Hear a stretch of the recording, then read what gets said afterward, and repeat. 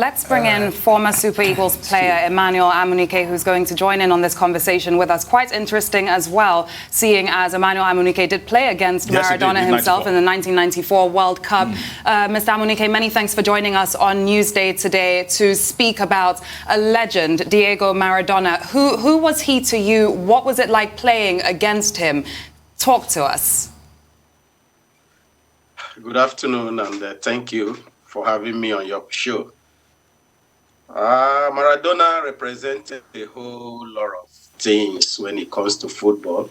Maradona is somebody I personally have watched as a kid growing up and nursing the ambition to become a player and play at the highest level. And then being privileged to watch him in the Mexico World Cup, mostly the game against England, where he was able to single-handed destroy the English team and then score the goals that moved them to the next stage. I think unfortunately yesterday we lost him, but when it comes to death, there is nothing any one of us can do about that. All what we can do is to thank God for the life, for the gift that God gave him, that he used in putting smile into millions of fans all over the world. It's unfortunate, but we thank God for everything. Indeed, Emmanuel, very, very unfortunate. You played for Barcelona. I was discussing with my colleague, Aaron, earlier. You played for Barcelona. Well, that was after, of course, Diego Armando had left. What would you remember Diego? How would you like to remember him? I mean, personally, how would you like to remember him? Well, unfortunately, on the pitch, we all know the kind of quality and what he possessed. But off the field, unfortunately, there were a lot of rumors that deals with drugs, that deals with his lifestyle. But for me, I prefer to remember somebody that have, made millions of fans all over the world to be happy. Somebody that a lot of people cherish. Somebody that people like us growing up, saw, and then we try to emulate him, and then everybody wants to be like Maradona. And, I think that's the good thing about the whole thing. It's unfortunately when you are dead and then people try to bring the negative and the positive aspect of your life. But of course, being a famous guy and becoming famous, not just only famous in Argentina, but all around the world. Everybody knows who is Maradona, but unfortunately, he was not able to control his side life, and he was not able to manage it properly. And at the same time also, people around him, we are not in a position to help him, to guide him to the right path. But of course, that's what fame and being famous bring. It's up to one to realize his beginning. It's up to one to remember where he comes from. And then at the end of the day, people will always judge you if you're good or you're bad. But I prefer, to remember Maradona, what he has done in the game and his contribution immensely towards to the game and to the development of the game we all watch today. All right, Coach, I would like, since you mentioned life after football, what pressures do ex-players who have hit the zenith of their careers, like you at a point in time, you were voted the best player in African football. All right, and you've seen it all. You've played. You're one of the first Nigerians to play at Barcelona. You've gone to different places. Right now, you're a coach of different teams. You've also won the World Cup with Nigeria under-17 team. What is it like, life after football? What are the pressures? What are the things they face? Some people talk about depression. Some people talk about mental health issues. Talk to us as a man that has walked that particular fine line. Well, of course, unfortunately, we sportmen, due to the disciplinary in our organization, we were limited into some certain areas. Most of the time, you are only privileged to be dealing with even maybe your teammates that you see every day, you play with every day. We find it very difficult as a sportsman sometimes to relate with the public. But of course, it all depends also on how you grew up as a kid. how you develop yourself as a kid, it's very, very difficult. You find many players after playing, you never heard anything from them anymore. Some prefer to be quiet. Some prefer to be in their own world. Some find it very difficult to come back to the society and relate with ordinary person in life. So it's a whole complexity of issues that surround we sportmen. But of course, I'm privileged. I grew up in, really in the ghetto, and all my life, I've been used to relating with people, even as a player. For me, being famous and being on top of the world doesn't make you special or doesn't make you different above any other human being. It's the ability to relate with people, it's the ability to realize that everybody is the same, it's the capacity to understand that today you're on top doesn't mean that you will be there forever. But it's all about self-discipline. It's all about self-commitment. It's all about self-respect. When you learn to respect people, the same respect will come to you. You will find the ability, you will find the capacity of adapting back to the society. But unfortunately, there are things due to the discipline aspect of the game that, makes you most of the time, you find it very difficult to relate to ordinary common man on the street. But for me, I cherish every human being. I grew up in a place where I relate with many tribes. Where I live today, the building close to me, they are all from the north. I relate with them. So for me, relating with people is not all that, it's not a problem for me. But we thank God for all what we have achieved.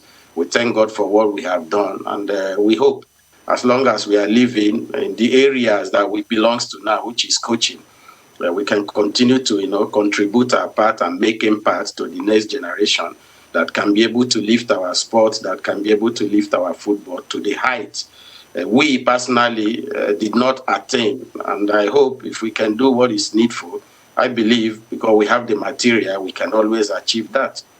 Absolutely.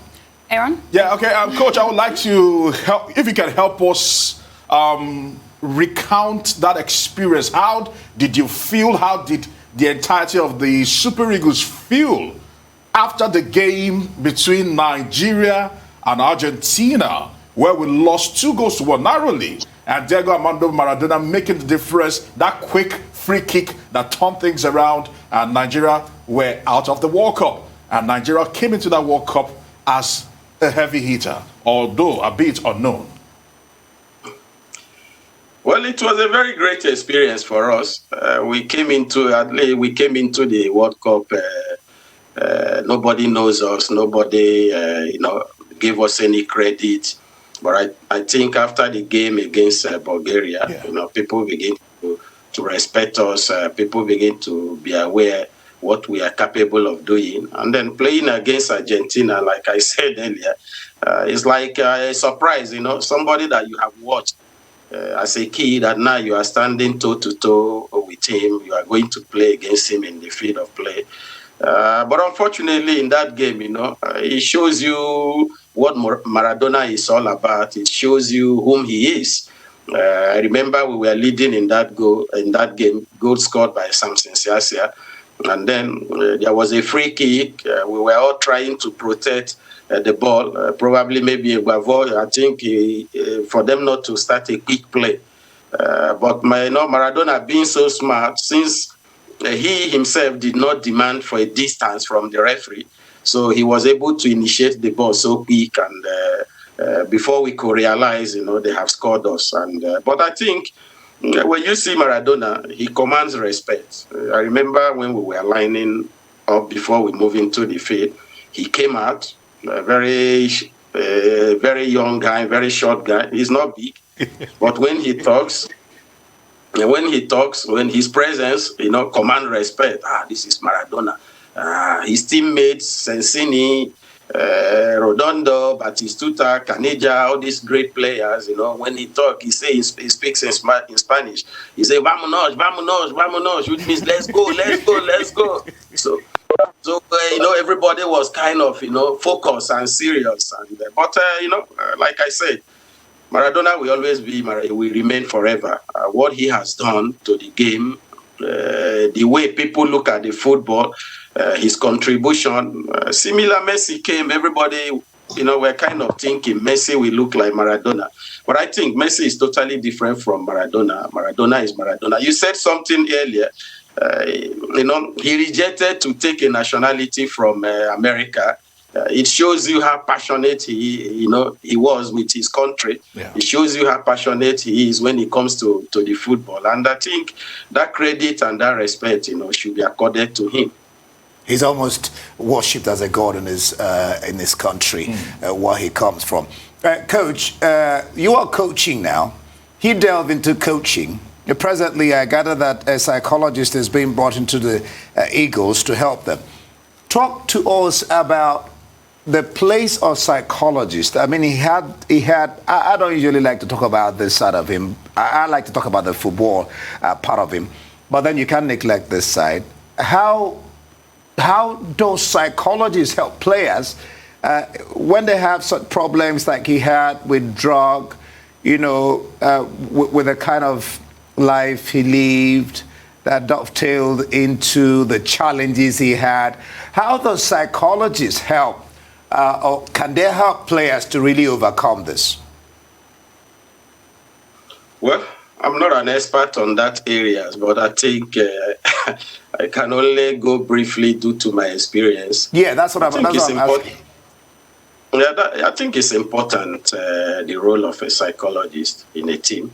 And also individually, I think a lot of people that have problem in times of individual problems, some go, even in Europe here, some go to a psychologist to acquire what needs to be done. And if you have such in a team, you have to remember that in football, you can only predict that I'm going to win always. But, the other side of the game, you never really can tell what might be the outcome. The typical example of it is the last game the Super Eagles played against Sierra Leone. Nobody ever thought that Sierra Leone can even pick a draw in Nigeria.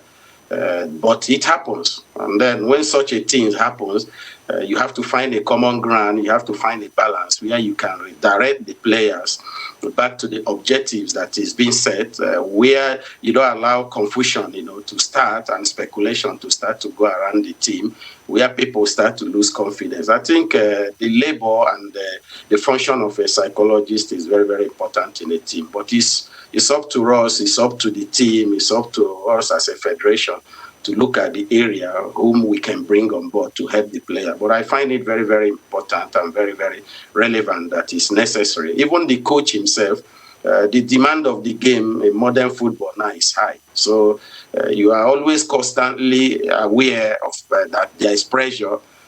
Sometimes there is pressure always in times of you individual also. Sometimes you need the psychologist to help you to calm some certain things. All right, Coach, let me put you on the spot. In the pantheons of greats, when we talk about football and achievements, where does Diego Armando Maradona lie? If you put it in the picture, there are talks about Pelé, Maradona, Lionel Messi, and Cristiano Ronaldo. If you were to list them in the order of greatest to less great, so to speak, how would you put them? Well, I think I will go for Maradona. Why I'm going for Maradona and Pelé, I think, to be very honest, I also experienced it during the early 90s. The way the players are being protected in modern football now, during the time of Maradona and Pelé, I think such is not existing. You have where people can, tackle you from the knee. But such things are now, in modern football now, are no longer existing. And there's a whole lot of protection for the new generation, which is good, which is part of the football that is evolving. And people are adapting to the changes that the game is coming up with. But of course, when we talk about football, you talk about Maradona, you talk about Messi, you talk about Pelé, And then before you start talking about Messi and Ronaldo, these are the new generation. And by the time they also retire, somebody else, take over from them. Then we start talking about Messi, what he has done, Cristiano Ronaldo, what they have done, their contribution to us to the game. But no matter how we try to see things, the people that have played the game before, you must accord that respect to them, because without them, and I don't think football will be what it is today. Certainly, the cycle of life indeed. In his later years as well, Coach, Maradona was a great ambassador for the game. What would you say were his greatest achievements post-football as an ambassador for the game? Well, I think in his only two ways, he has tried, he has tried to see how he can come into the game contribution. Of course, we shouldn't forget earlier he was, he never agreed with the past FIFA organization because he never agreed with them. So there was never a time he was brought closer. But during the era of Infantino, he was brought closer. Most of the ex-players, you start seeing them involving in a whole lot of activities, in a whole lot of engagement, which is good. But, the World Cup in Russia, unfortunately, what happens in the game between Nigeria and Argentina, and after the game, they have to send him home. But of course, for me, like I have said, I prefer to look at the human side of Diego. I prefer to look at what he has done. I prefer to look at his contribution to the game. And all we can say is that may God give his family and his loved one the capacity to endure this moment. All right, Coach, when you look at Diego Armando Maradona, we have younger players or young players growing up.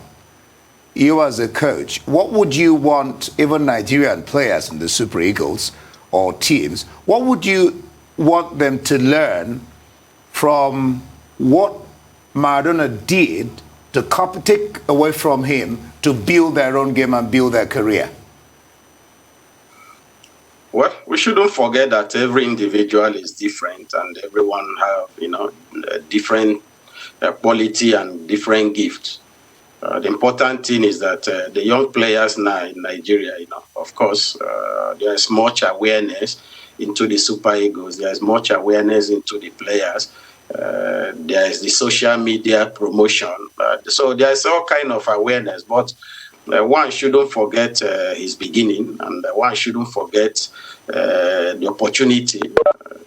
200 million Nigerians, and you are privileged to find yourself playing the game. You are privileged to find yourself doing what you are doing.